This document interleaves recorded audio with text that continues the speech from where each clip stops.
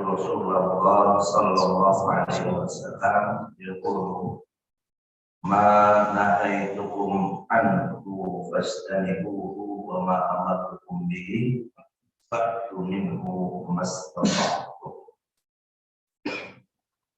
Fa innama ahlakal ladzina min qablikum kasratu masailihim wa ikhtilafuhum ala anbiya'ihim. Rawahul Bukhari Muslim. Dari sahabat Abi Hurairah, yaitu yang bernama Abdurrahman bin Sakhr radhiyallahu ta'ala. Beliau berkata, aku mendengar Rasulullah sallallahu alaihi wasallam bersabda, apa yang aku larang kepada kalian atasnya, maka hindarilah, dan apa yang kuperintahkan pada kalian atasnya, maka datangkan dan kerjakanlah sebisa kalian, semampu kalian. Karena sesungguhnya binasanya orang-orang sebelum kalian karena banyaknya pertanyaan mereka dan pertentangan mereka atas nabi-nabi mereka. Hadis riwayat Bukhari dan Muslim. Hadis yang ke-9 dari kitab hadis Arba'in Nawawi ini juga merupakan hadis muttafaqun alaih. Hadis muttafaqun alaih ini hadis yang paling kuat derajat dan sanadnya, karena diriwayatkan sama dengan dua imam dalam hadis, yaitu Imam Bukhari dan Imam Muslim. Hadis yang paling sahih. Hadis ini dari sahabat Nabi yang bernama Abu Hurairah. Abu Hurairah, sahabat yang sangat kita kenal, sering kita kenal mungkin dari kisah-kisah beliau. Namun banyak dari kita yang tidak mengenal nama aslinya daripada Abu Hurairah. Abu Hurairah itu nama panggilannya, kunyahnya atau lakabnya. Yang memberikan beliau nama Abu Hurairah itu Nabi kita Muhammad sallallahu alaihi wasallam. Karena pernah satu ketika Rasulullah sallallahu alaihi wasallam melihat Abu Hurairah sedang menggendong kucing. Ya, itu kucing tetap di jubahnya. Nabi sallallahu alaihi wasallam bertanya, apa yang ada padamu itu? Kata Abu Hurairah, adalah kucing ya Rasulullah. Akhir Rasulullah sallallahu alaihi wasallam di situ menyematkan nama beliau, panggilannya dengan ya Abahil, yang ayahnya kucing. Abu Hurairah, bukan Abu Janda, bukan Abu Hurairah, sahabat dengan siapa namanya? Abdurrahman bin Sakhr. Namanya Abu Hurairah atau Abdurrahman bin Sakhr. Banyak kisah beliau. Di antaranya beliau adalah satu sahabat Nabi, salah satu sahabat Nabi yang Allah memberi daya ingat, daya hafal yang sangat kuat. Apalagi kalau dia mendengar apa yang diucapkan oleh Nabi Sallallahu Alaihi Wasallam, sekali dengar langsung dia tangkap, hafal dan tidak pernah lupa. Abu Hurairah, salah satu sahabat Nabi yang paling banyak meriwayatkan hadis dari Nabi Muhammad Sallallahu Alaihi Wasallam. Banyak kisah riwayat tentang sebab dari kuatnya daya ingat dan daya hafal beliau. Caranya beliau pernah isytakat ngadu pada Rasulullah SAW akan lemahnya daya hafalan beliau. Kemudian Rasulullah SAW meminta beliau, yaitu Abu Hurairah, untuk menggelar sorbannya ketika hadir dalam majelis bersama Rasulullah SAW, yang setelah majelis besar diminta untuk menutup atau membuat sorban. Dan dilakukan oleh Abu Hurairah, dan dari semenjak itu apapun yang dia dengar dari Nabi tidak pernah dia lupa lagi dan langsung jatuh. Jadi Nabi suruh kalau ada majelis Nabi disuruh atau sorban. Kelar pengajian suruh. Jadi jalannya dari rumah tangkap terus istiqam jalan kemana-mana. Kalau barang kita keluar sorban angkut. Kemana dia menjabat asyik kalau lu nangkut itu. Makanya Abu Hurairah beliau memiliki hafalan Masya Allah. Apapun, apalagi kalau dia dengar dari Nabi Muhammad SAW, udah dia lupa lagi langsung apa. Namun meskipun beliau salah satu sahabat Nabi yang begitu banyak meriwayatkan hadis Nabi, sahabat Nabi yang alim, yang nggak diragukan kesalahannya, beliau termasuk salah satu sahabat Nabi dari kelompok Ashabus Suffah. Ashabus Suffah ini sahabat-sahabat Nabi yang tidak memiliki tempat tinggal, yang hidupnya serba kekurangan. Kalau sahabat Nabi yang usaha tinggalnya di masjid, yang makan minumnya mereka dapat dari bantuan sahabat lain yang memiliki kemampuan atau rezeki. Jadi di zaman Nabi itu ada sahabat-sahabat yang susah. Nabi ajak sahabat-sahabat yang lain untuk membantu mereka tergantian, yang melaktirnya atau yang ngasih makanan. Ini hari umpamanya dari keluarga sini, besok ke sana, atau makan siangnya siapa, makan malamnya siapa. Karena suatu ketika Abu Hurairah baharian Nabi dia tidak makan. Dan sahabat ini paling anti mengemis dan minta karena nggak jajan benar. Ya, sampai dia udah nggak tahan, nggak kuat karena merasakan begitu apa yang dia telah. Dan saat itu dia lama. Akhirnya Abu Hurairah mau berusaha ikhtiar.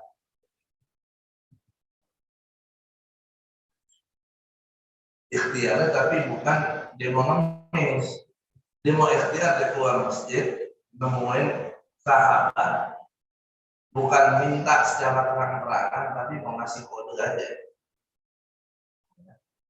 kode yang kiranya itu sahabat bisa ngertiin kalau dia lapar.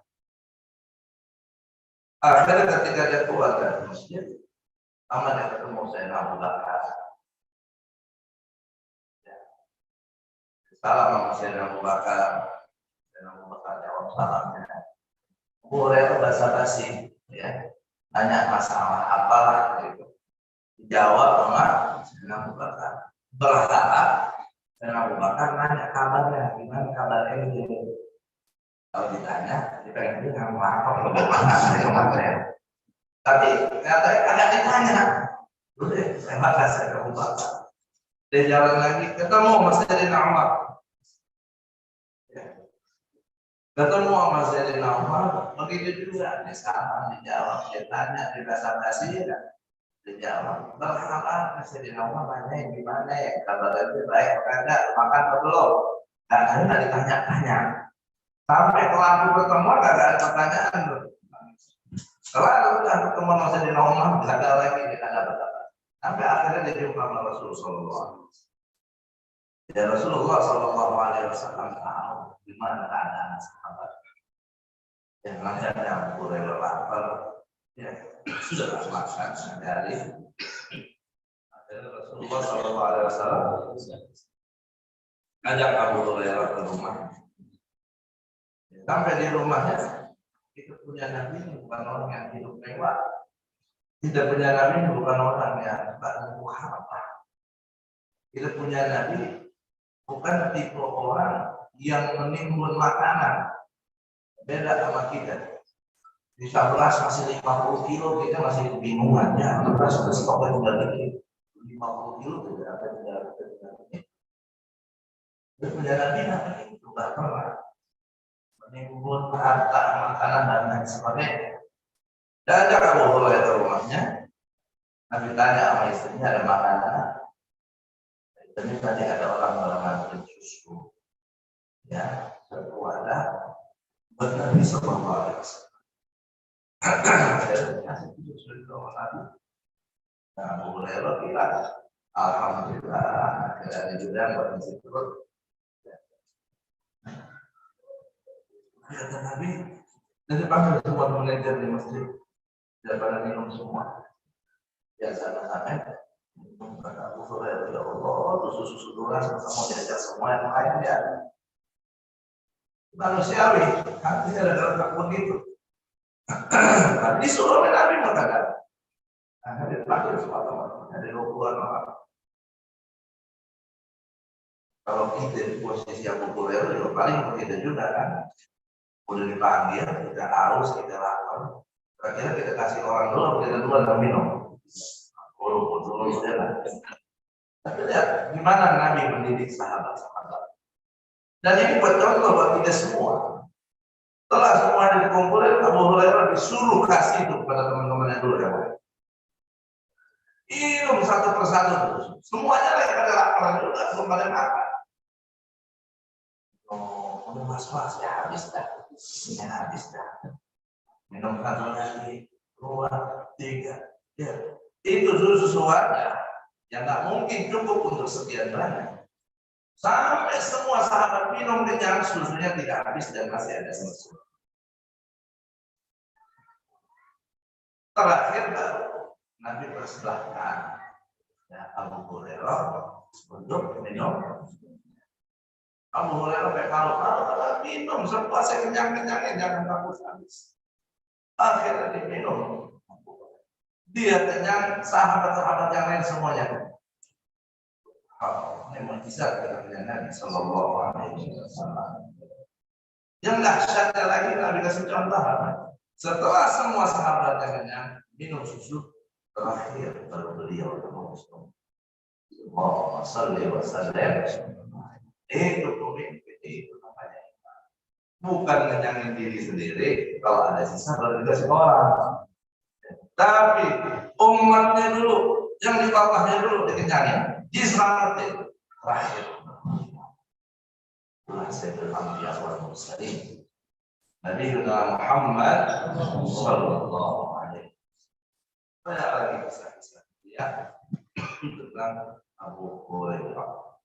Intinya dari kisah itu kita tahu bagaimana kedekatan Abu Hurairah, kecintaannya, keimanannya dengan Nabi Muhammad sallallahu alaihi wasallam. Sayyidina Abu Hurairah Rahman bin Sakhr dia mengatakan, aku mendengar Nabi sallallahu alaihi wasallam berkata, "Ma nahaitukum anhu fajtanibuhu."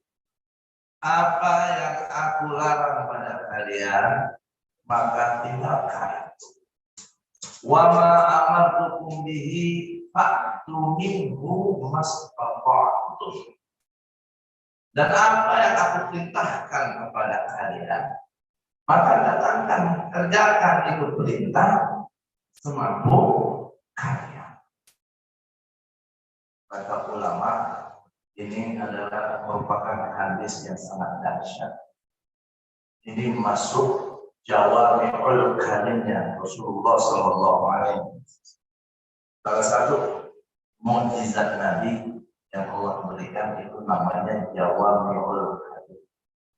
Jawami'ul kalim itu apa? Nabi diberikan kemampuan untuk berkata, berucap dengan kalimat yang singkat namun memiliki makna yang begitu banyak. ilmu yang begitu luas, hikmah yang begitu dahsyat. Seperti hadis ini hadis nggak panjang, tapi ambil semua kaidah hukum Islam yang sekarang ada, yang sekarang kita pakai, itu kembali ke hadis ini. Karena ini menjelaskan makna daripada takwa. Yang Allah wajibkan takwa itu kepada kita semua orang yang beriman. Dan hadis ini mempertegas lagi firman Allah Subhanahu wa taala, "Wa ma ataakumur rasulu fakhudhuhu wa ma nahakum anhu fantahu." Apa yang datang pada kalian, maka apa yang datang pada kalian dari Rasul, fakhudhuhu, maka ambillah, dan apa yang dilarang untuk kalian oleh Rasul, maka jauhi, tinggalkan. Dan firman Allah Subhanahu wa taala, "Qul in kuntum tuhibbunallaha fattabi'uni yuhibbukum." Allah perintahkan kita untuk ittiba, untuk selalu mengikuti Nabi Muhammad, untuk kita tidak menentang Nabi Muhammad sallallahu alaihi wasallam. Apa makna kita mengikuti Nabi? Ini apa yang aku suruh, kata Nabi, kerjain sebisa kalian. Apa yang aku larang, tinggal. Nah, di sini kita lihat dari ungkapan Nabi Shallallahu Alaihi Wasallam, "Ma nahaitukum anhu fajtanibuh." Apa yang aku larang pada kalian, tinggal. "Wa ma amartukum bihi fa'tu minhu mastata'tum." Dan apa yang aku perintahkan kalian atasnya, maka hendaknya kalian kerjakan semampu. Di sini ada dua hal. Satu, hal yang dilarang Nabi, yang Nabi minta untuk kita tinggalkan. Satu lagi, hal yang diperintah Nabi, yang Nabi minta untuk kita kerjakan. Namun di sini perintah apa yang disampaikan Nabi tadi, ada bedanya ketika Nabi melarang sesuatu dan ketika Nabi memerintahkan sesuatu. Apa bedanya? Ketika Nabi larang sesuatu, tidak ada kata maslahat. Apa yang aku larang pada kalian, tinggalkan. Titik. Tapi ketika Nabi bilang, apa yang kuperintahkan pada kalian, kerjakan sebisa kalian, semampu. Berarti apa? Yang namanya maksiat, yang namanya haram, mutlak, semuanya wajib, sedikit, banyak, kecil atau besar, harus kita jauhi tanpa kecuali. Kita kala kita menjalankan perintah dari Nabi Muhammad SAW, Allah kasih kemudahan jalankan perintah itu semampu dan sebisa. Nah, itu pun juga ada kejelasan.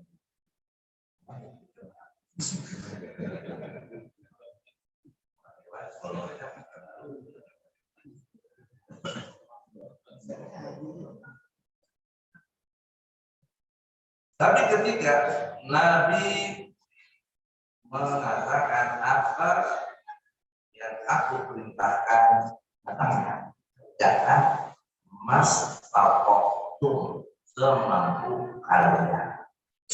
Ya pastinya ini juga nggak bisa kita tafsirkan, kita maknai dengan hanya secara tekstual saja. Bahaya. Oh ya udah, kalau gitu gue sholat semampu gue dulu dan hati. Ya, kita punya agama Islam, agama yang sempurna, agama yang diridhoi oleh Allah Subhanahu wa taala. Allah menyatakan di dalam Al-Quran, "Yuridu Allahu bikumul yusra wa la yuridu bikumul usra." Allah menginginkan buat kita semua di dalam beragama Satu kemudahan. Allah tidak menginginkan keberatan. Suatu yang berat atas kita. Ayat lain Allah dengan tegas menyatakan wala yukallifu nafsan illa wus'aha. Allah nggak bakal memberikan beban taklif kepada kita kecuali yang masih dalam batas kemampuan kita. Ya. Dan Nabi Shallallahu Alaihi Wasallam tegas di sini meminta kita untuk menjauhi, meninggalkan apa yang dilarang oleh beliau. Terutama yang sifatnya nahi, larangan ini nahi tahrim, larangan yang sifatnya haram. Karena nanti kalau kita bagi lagi dari itu 5 hukum, ada yang namanya wajib, ada yang namanya sunnah, ada yang namanya makruh, ada yang namanya haram, ada yang namanya mubah. Ya. Itu oleh ulama kita pengambilan hukum-hukum itu semua, salah satu istinbat dalil ya sumber dalilnya adalah hadis. Jadi dahsyat kita punya ulama diberikan pemahaman oleh Allah Subhanahu wa taala untuk mengelola ayat-ayat Al-Qur'an, hadis-hadis Nabi dan menggali ilmu-ilmu hikmah-hikmah yang terkandung di dalam kalimat-kalimat. Kalau kita paling habis ngertiin mana itu manifestan ibu wa ma'amatukum bi qata'u min umastaqam. Apa yang Nabi perintahin kerjain, apa yang Nabi larang tinggalin. Paling mentok kita mau ngertiin habis itu doang. Tapi apa yang terkandung dalam kalimat itu yang bisa kita hasilkan banyak masalahan hukum antara yang wajib, yang sunnah, yang makruh, yang haram. Kita ada kemampuan. Tapi Allah punya hamba-hambanya penerus, ya, nabinya yang mulia Sallallahu Alaihi Wasallam itu para ulama hadis, beliau-beliaulah yang menjalankan ayat-ayat Quran dan hadis-hadis Nabawi. Rasul Sallallahu Alaihi Wasallam beliau kemudian mengatakan, fa inna ma ahlakal ladina min qablikum kasratu masailihim wa ikhtilafuhum ala anbiya'ihim. Kata Nabi, sesungguhnya binasanya mereka orang-orang yang sebelum kalian, umat-umat sebelum Nabi Muhammad SAW,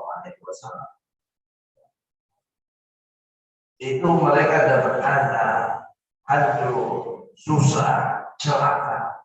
Kenapa? Kaswatu masa itu karena banyak pertanyaan mereka. Wakhtilafuhum ala anbiya'ihim, dan karena banyak pertentangan mereka kepada siapa? Pada nabi-nabi. Nah, di sini kita dididik oleh Nabi Muhammad SAW untuk menjadi umat yang samaan wa ta'atan kepada beliau. Yang cukup kita mendengar, taat, menerima, nggak usah pakai banyak-banyak. Ulama sebab urutnya di hadis. Kenapa Nabi mengucapkan ini hadis? Salah satu sebabnya ketika Rasulullah Shallallahu Alaihi Wasallam sedang berkhutbah,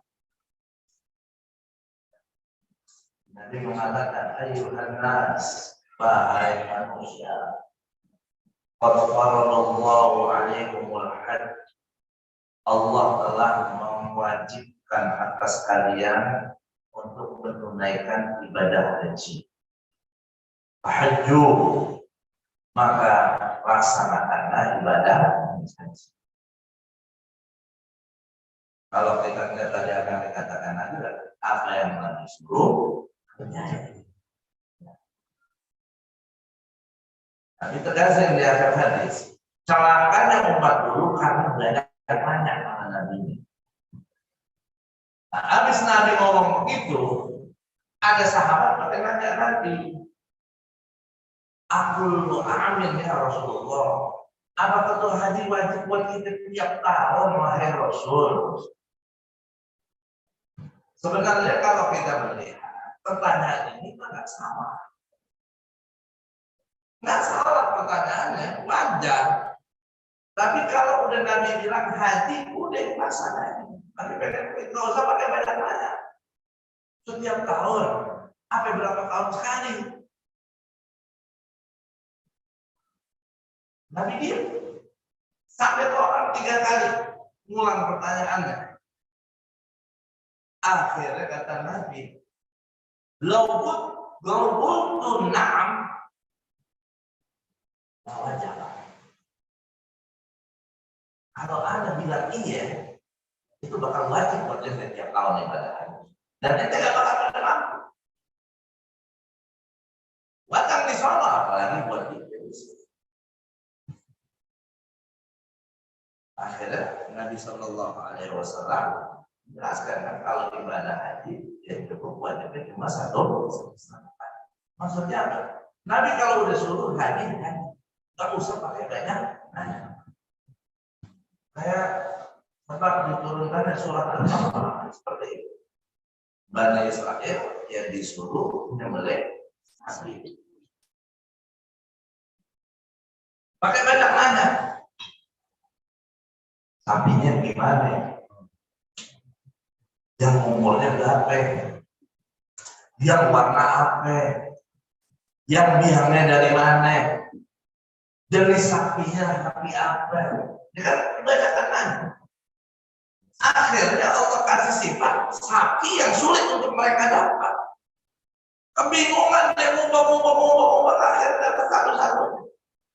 Andai kata diperintahkan untuk menyembelih sapi, dia nggak nanya sapi yang kayak apa, model apa, jenis apa. Sapi apapun disembelih boleh.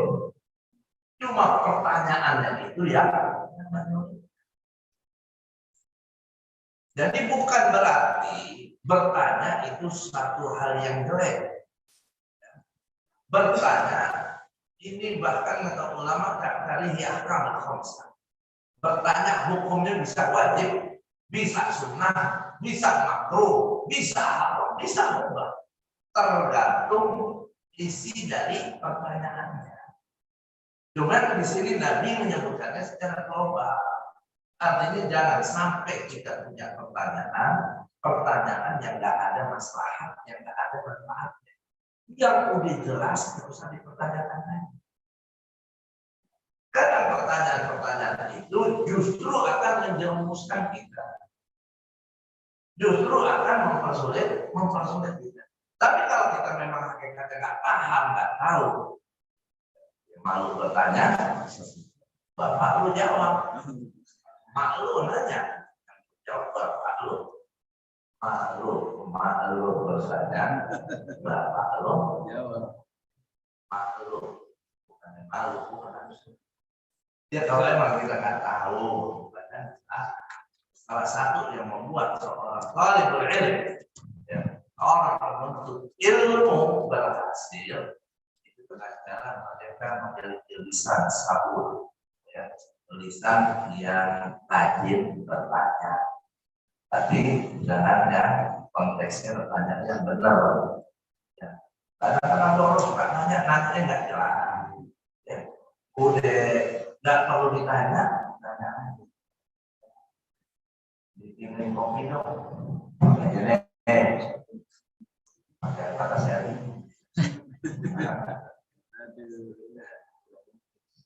Atau udah tahu kopi kita gulanya dikit, kayak nanya lagi.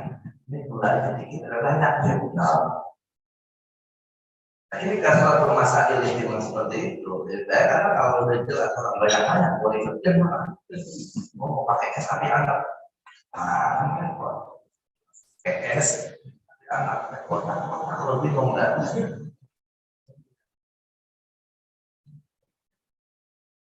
Nah, kalau kita bertanya hal yang tidak ada manfaat, yang tidak ada maslahatnya, apalagi kalau niat dari bertanya kita untuk istinsa, untuk menghina atau menjatuhkan orang banyak juga kan seperti itu. gurunya sendiri dites, ya guru ini diuji, kemudian guru berpikir seperti keadaan diuji. Jika nggak bisa jawab, ya segitu doang. Kita mau ngajar-ngajar, ya kalau pertanyaan begitu nggak baik. Ya, itu yang bikin orang tua. Ya. Sekarang nggak ada nabi, ya siapa yang bisa para pewarisnya? Kita harus jalan kepada mereka. Fa'inna ma'ahlakal ladina min qablikum kasratu masail. Banyak waktilakuhum ala anbiya'ihim. Dan banyaknya pertentangan mereka terhadap nabi mereka. Ini hadis cuma 3 baris. Kita tahu ini salahnya 10 baris. Ya. Kalau mau dibacain semua kan ada apa-apa, baca pengajarnya. Tapi saya ambil inti-intinya aja. Intinya itu sebagai orang beriman, sebagai umat Nabi Muhammad SAW wajib secara mutlak untuk patuh kepada Rasulullah SAW. Jangan sekali-kali berani kita mempertentangkan Rasulullah, apalagi menantang ajaran beliau syariat beliau. Apa yang kata Nabi halal, halal. Apa yang kata Nabi haram, nggak baik, nggak baik. Yang boleh, boleh, yang nggak boleh, nggak boleh. Yang hak, yang bagus. Nabi udah kasih peringatan sama kita. Siapa orang yang menentang Nabi-nya, itu bakal celaka. Dan itu sebab umat dulu banyak celaka. Karena kita percaya tentang Nabi. Di zaman sahabat, insya Allah nggak banyak, nggak ada sahabat yang menentang dan menentang Rasul. Tapi tidaklah Nabi berbicara bersama, kecuali di situ pasti ada sesuatu. Nggak di zaman beliau, ya setelah sana. Mau dekat ataupun jauh, seperti zaman kita sekarang, ada 14 abad di zaman Rasulullah SAW. Peringatan dan 14 abad lalu dikeluarkan mana? Celaka orang-orang dulu karena banyak mereka dan pertentangan mereka dengan Nabi. Sahabat nggak ada yang menentang. Semua taat patuh kepada Nabi. Kenapa Nabi nyatakan seperti itu? Karena Nabi tahu ya bersamaan akan banyak umatnya beragak sok lebih pintar dari Nabi Muhammad.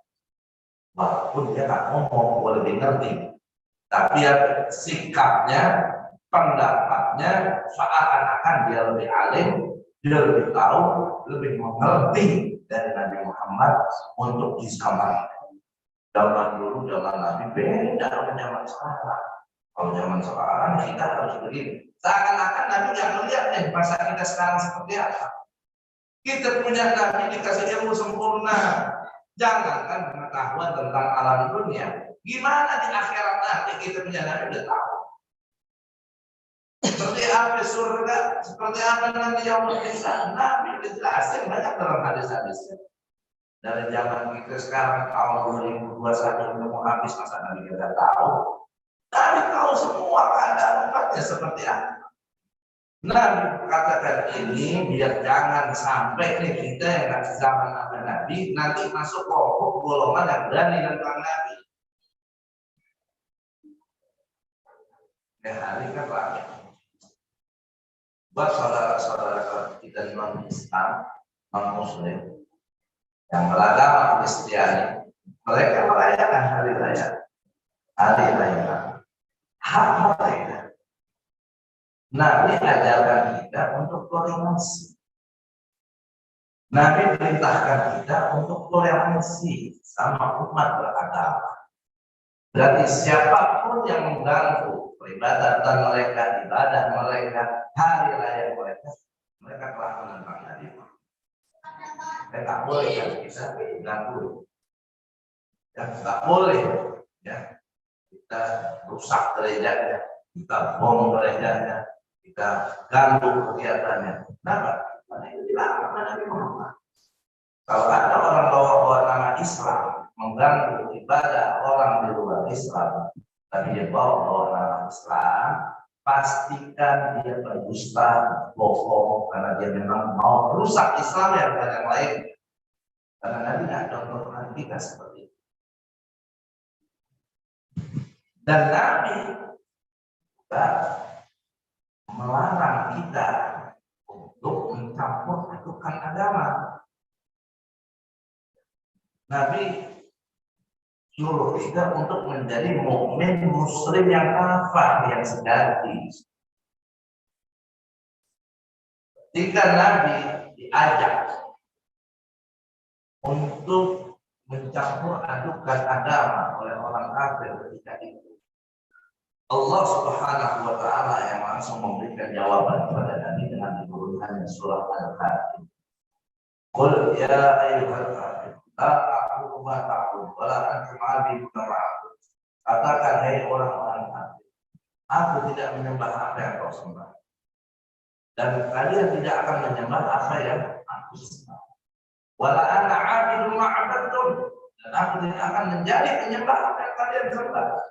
Wa la antum 'abidun ma a'budu, dan kalian pun tidak akan pernah menjadi penyembah apa yang aku sembah. Lakum dinukum waliyadi.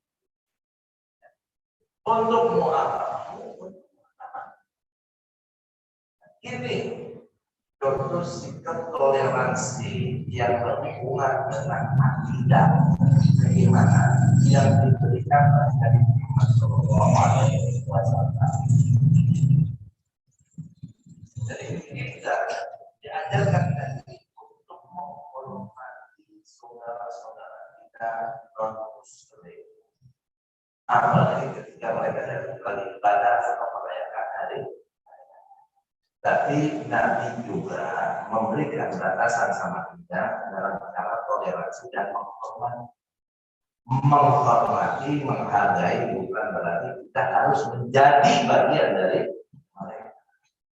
Kalau kita sudah menjadi masuk bagian mereka, bukan menghormati lagi, hati-hati, bisa-bisa kita malah keluar dari agama kita.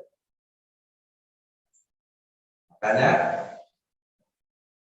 kalau saya pribadi,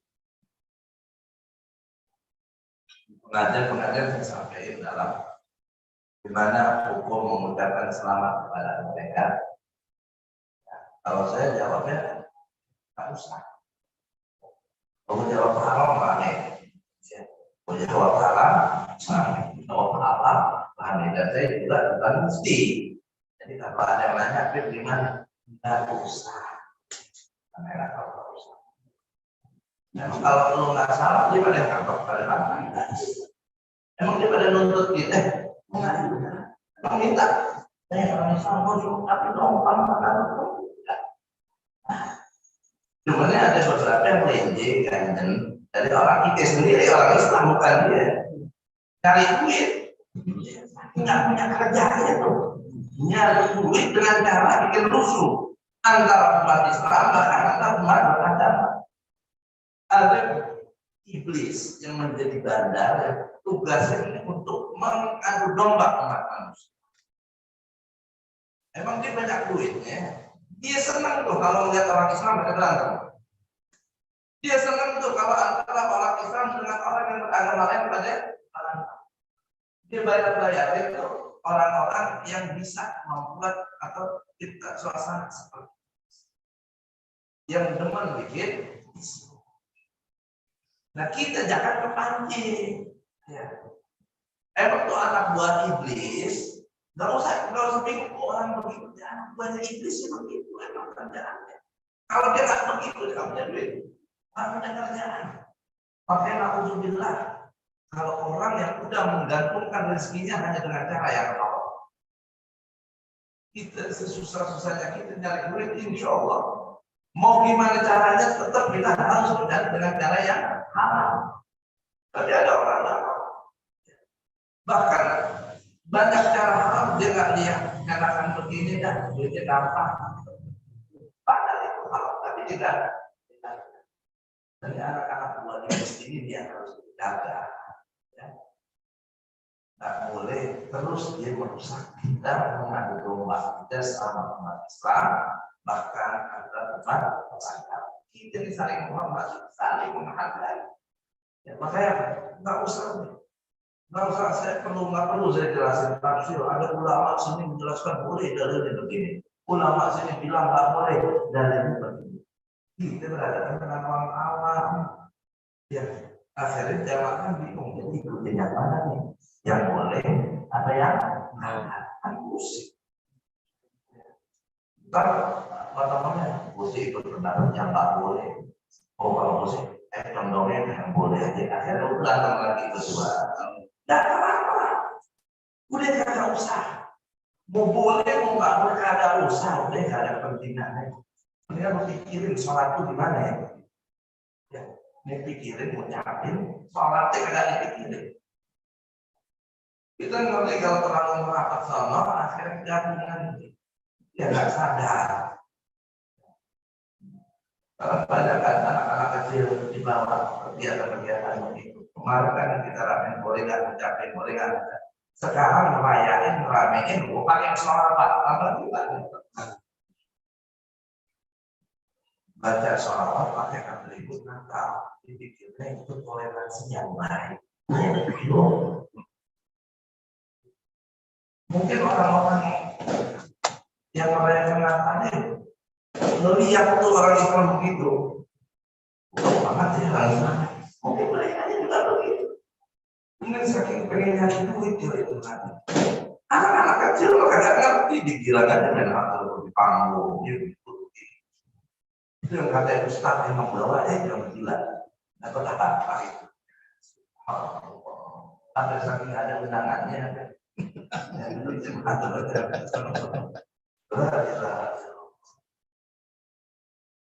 Kita ngerti tahun ini sekarang ikut lomba, ya besoknya ya, dia panitianya ya udah layak juga udah keluar dari Islam.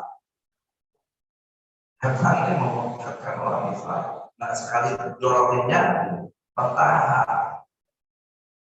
Di zaman kita yang benar dimusuhin dan salah dibelain, jadi maka kita pegang teguh apa yang dikatakan tadi. Apa yang aku perintah kerjain, apa yang aku larang tinggalin. Dan Allah Subhanahu wa taala berfirman, "Wa may yushaqiqir rasula min ba'di ma tabayyana lahu al-huda wa yattabi' ghayra sabilil mu'minin nuwallihi ma tawalla wa nuslihi jahannam wa sa'at masir." Siapa orang yang menentang Rasul? Tadi kan Nabi bilang anjur ada istilah umum ala anbiya'i.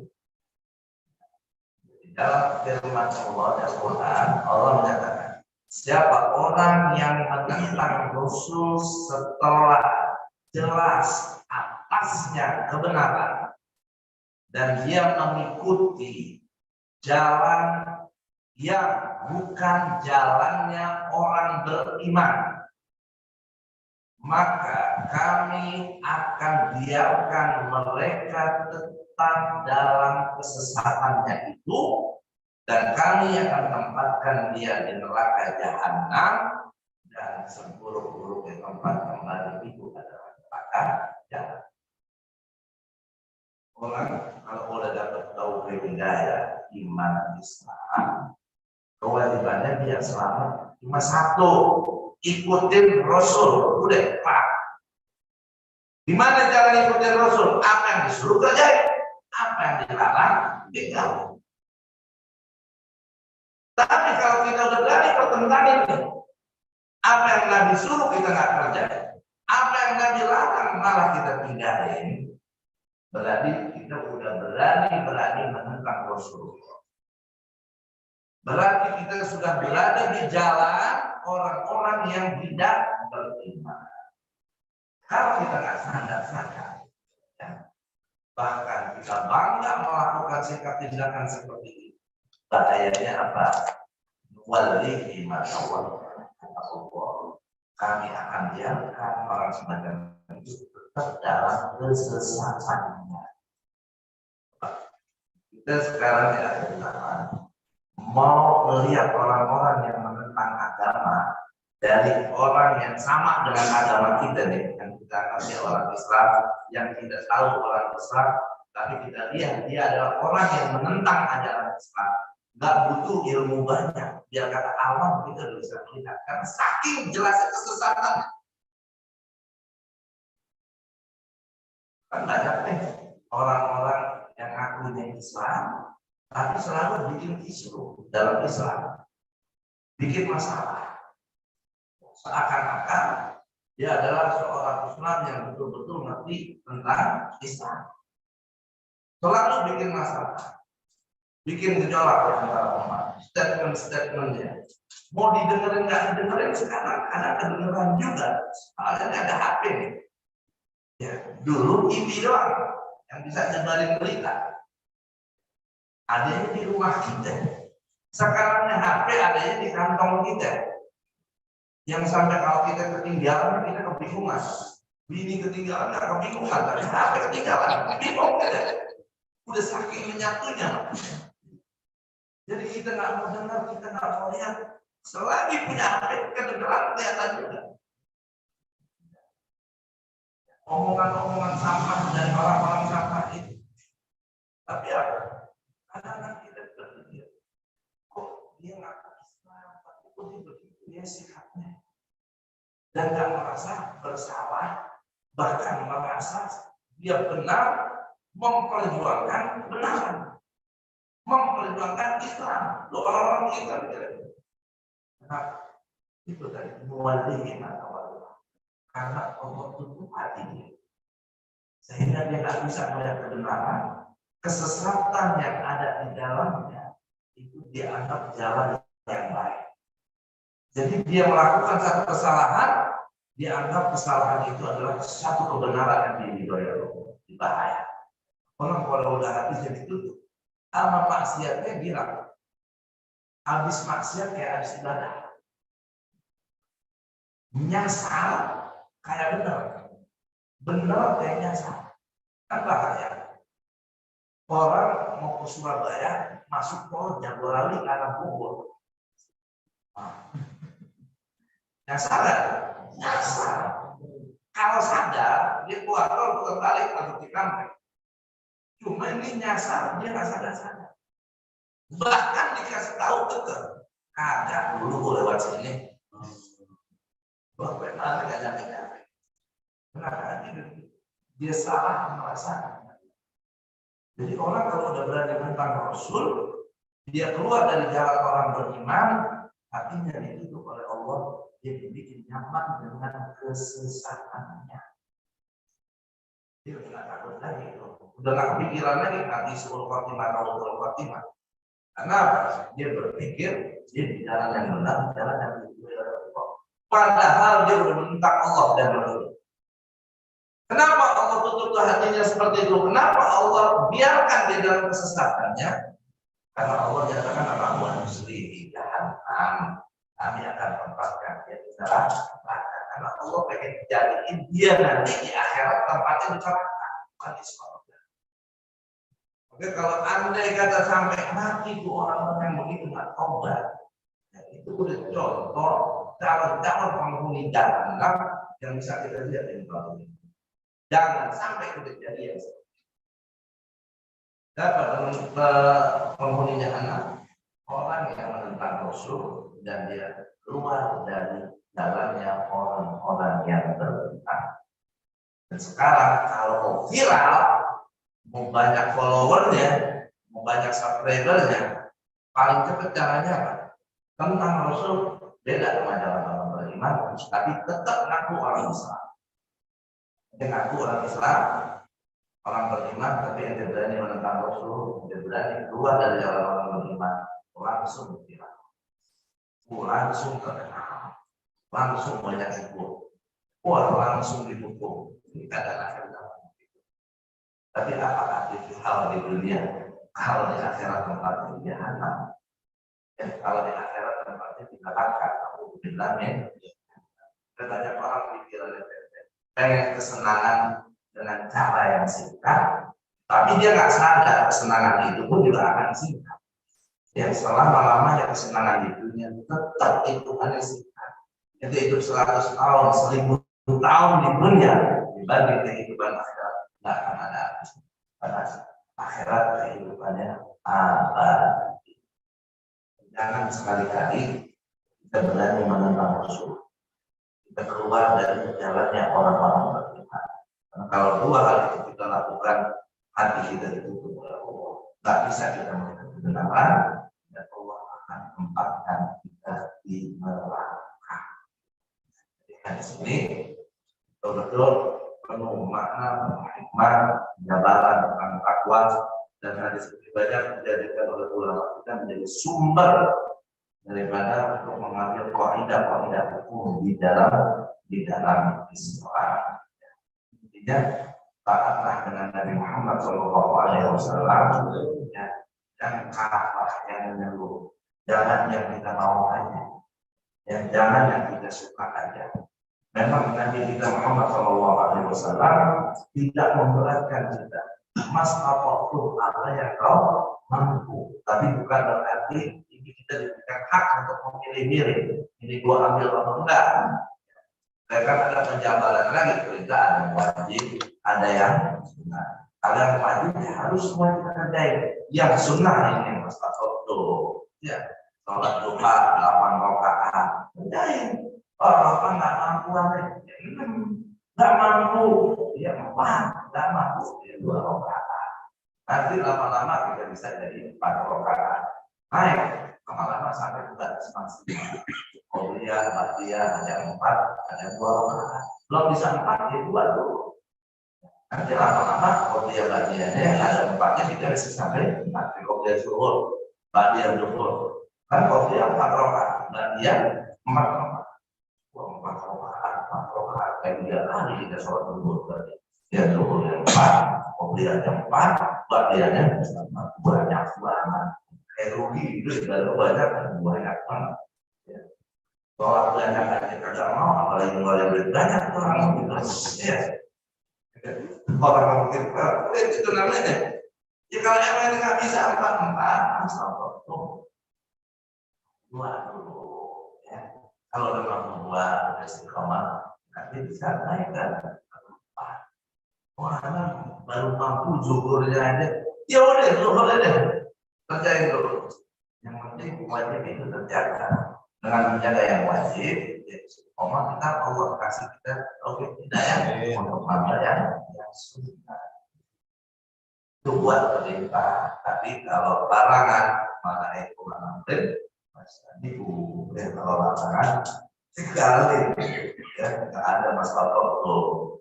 Udah deh, tinggalin deh, jadi dikit-dikit. Tinggalin udah. Ya dulu biasa kalau masang 1 juta, sekarang boleh padahal. Kalau begini murah enak. Ya, dulu habis 2 botol, kurangin dah, sekarang jadi 1 botol. Nah, kalau lu kagak pakai, kagak boleh, dosa. Makanya kalau dikit kalau banyak kagak boleh. Ya kalau mahal sih mutlak wajib ditinggalin. Ya nggak ada yang ada selama kita. Ya semuanya harus ada tekanan kuat dari kita. Kalau memang kita mau benar taubat, ya sebesar apapun maksiat pasti bisa dikerjakan. Ya. Memang sudah harus bertahap ini panjangan dari diri itu. Ya. Udah saya tinggalin semuanya. Nanti jalannya kayak gimana Allah berpikir. Ya, Allah yang akan bantu, Allah yang akan ngomong kita. Ya. Fir'aun yang dosanya udah begitu banyak. Kalau dia mau taubat dan taubatnya pas sebelum dia itu rohnya ditangkap roh, diterima taubatnya, dimaafin dosanya semua.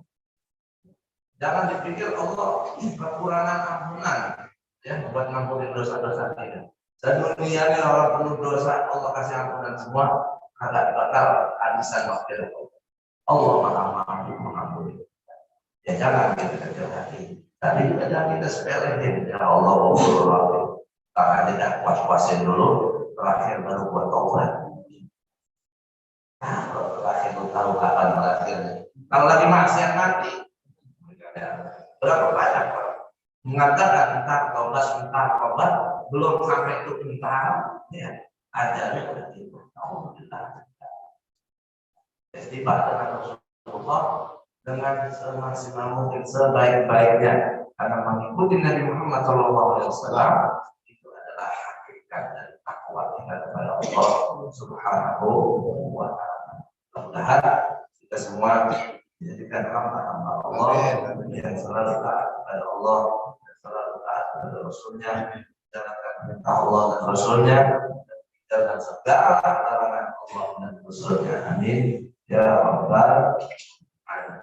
Astaghfirullahaladzim. Astaghfirullah. Astaghfirullahaladzim. Astaghfirullah. Astaghfirullahaladzim. Astaghfirullah. Wa atubu ilaih. Tawbatan nasuha. Tawbatan nasuha. La ilaha illallah. La ilaha illallah.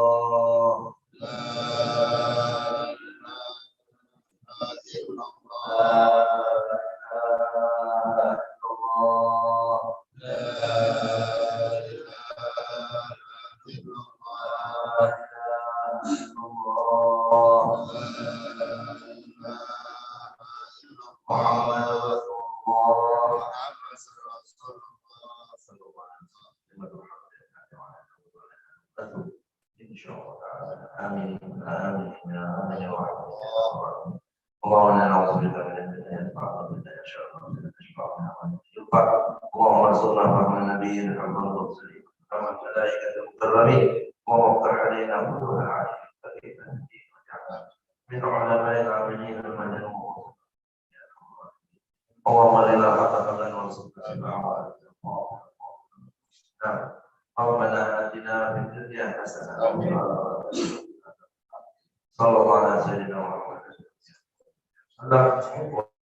Alhamdulillah. Assalamualaikum warahmatullahi wabarakatuh.